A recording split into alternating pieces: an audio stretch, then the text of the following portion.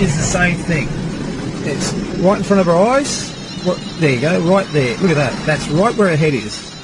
So she's basically sitting in a mobile phone. She's basically sitting in a mobile phone. And this is terrible because nobody talks about this when they're buying it. All around, it drops down to 4. But right where the person's sitting, it's the worst. The passenger side's not too bad. It hits it really high up here, right where your head is. It goes quite high, right where the head is of the person in the passenger vehicle. But the worst is the driver. The driver's in there. Imagine if you've got a chauffeur company and you're in it all day. All day you're in this.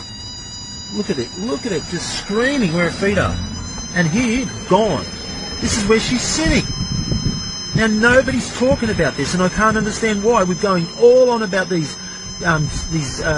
towers and all this stuff about this, and we're not talking about the cars. Look, it's gone. It's off the chart. She's not got any reading left. It's so high, it's off the chart.